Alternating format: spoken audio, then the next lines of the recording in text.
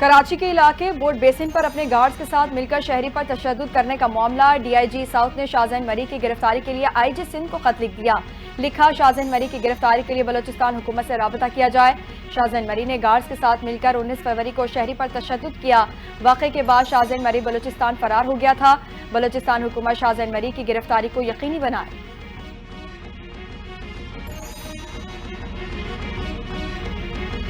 وفاقی کابینہ میں توسیع کے بعد اب مزید اہم فیصلوں کی تیاری، وزیر اعظم خود کئی وزارتیں چھوڑ دیں گے۔ ایک سے زیادہ قلمدانوں والے وزراء سے اضافی قلمدان واپس لیے جانے کا امکان، وزراء کے قلمدان بھی تبدیل ہو سکتے ہیں۔ وفاقی وزراء سے محروم وزارتیں بھی نئے وزراء کو دینے کی تجویز، قلمدانوں سے متعلق فیصلہ وزیر اعظم خود کریں گے، کابینہ ڈویژن نوٹیفیکیشن کرے گا۔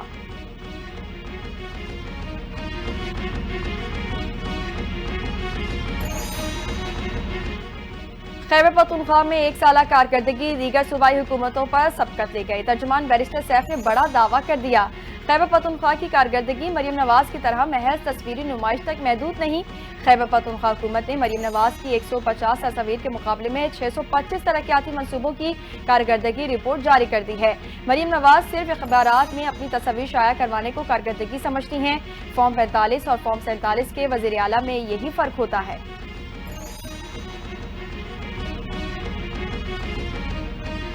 سال میں 365 دن ہوتے ہیں، مگر کے پی حکومت نے 625 منصوبے ایک سال میں شروع کر دیے۔ وزیر اطلاعات پنجاب عظم بخاری کا بیرسٹر سیف کے بیان پر رد عمل، کہا گنڈا پور سرکار کے یہ 625 منصوبے 1 ارب درختوں کی طرح ہوں گے۔ ایک دن بھی کے پی حکومت کے کسی وزیر یا وزیر اعلیٰ کو نئے منصوبے کا افتتاح کرتے نہیں دیکھا۔ ایک سال میں 625 بار تو وزیر اعلیٰ دفتر تک نہیں آیا۔ یہ منصوبے موکلات نے شروع کروا دیے۔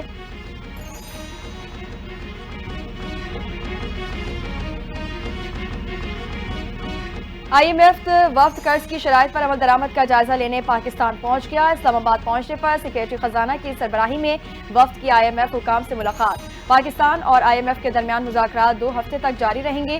آئی ایم ایف وفد کی قیادت ناتھن پورٹر، پاکستانی وفد کی قیادت وزیر خزانہ محمد اورنگزیب کریں گے۔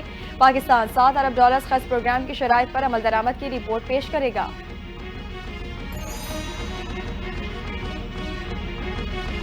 افغانستان سے پاکستان میں دراندازی جاری، دہشت گردی میں افغان عناصر کے ملوث ہونے میں اضافہ۔ افغانستان دہشت گردوں کی محفوظ پناہ گاہ بن چکا۔ 28 فروری کو غلام خان قلعے میں آپریشن کے دوران 14 دہشت گرد ہلاک، جن میں افغان کمانڈر مجیب الرحمان عرف منصور ولد مرزا بھی شامل تھا۔ ہلاک دہشت گرد میدان وردک کی حضرت معاذ بن جبل نیشنل ملٹری اکیڈمی کی 3ری بٹالین کا کمانڈر تھا۔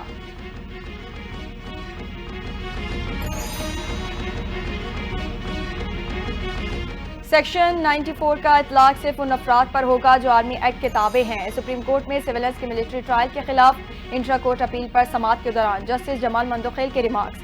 وکیل فیصل صدیقی نے موقف اختیار کیا کہ اصل سوال یہ نہیں کہ 105 ملزمان کا انتخاب کیسے ہوا، بلکہ یہ ہے کہ کیا قانون اس کی اجازت دیتا ہے۔ جسٹس امین الدین خان نے پوچھا کہ کیا سیکشن 94 کو چیلنج کیا گیا۔ وکیل نے جواب دیا کہ لامحدود ثوابدیدی اختیار کو بھی چیلنج کیا گیا ہے، کیونکہ ملزمان کی حوالگی کا فیصلہ کرنے والے افسر کی اختیارات غیر محدود ہیں۔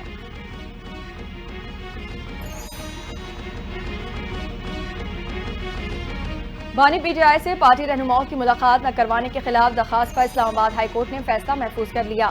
دوران سماعت وکیل نے دلائل دیے کہ چیف جسٹس اور جسٹس سردار اعجاز اسحاق نے جیل ملاقات سے متعلق آرڈرز پاس کیے ہوئے ہیں۔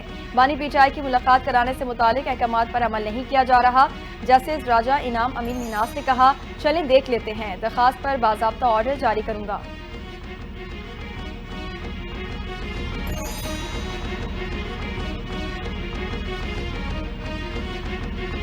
امریکی صدر اور یوکرینی صدر کے درمیان جھگڑے کے بعد لندن میں 18 یورپی ممالک کا یوکرین کی حمایت میں اجلاس۔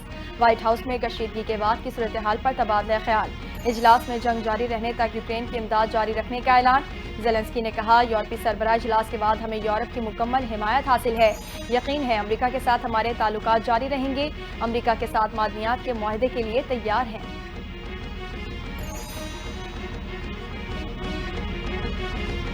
اور بھارت کے خلاف آئی سی سی چیمپئنز ٹرافی کے سیمی فائنل سے قبل آسٹریلیا کو دھچکا لگ گیا۔ میتھیو شارٹ انجری کی وجہ سے ٹورنامنٹ سے آؤٹ۔ کوپر کنولی کو شامل کر لیا گیا۔ آئی سی سی کی ایونٹ ٹیکنیکل کمیٹی نے تبدیلی کی منظوری دے دی۔ چیمپئنز ٹرافی کا پہلا سیمی فائنل کل آسٹریلیا اور بھارت کے درمیان کھیلا جائے گا۔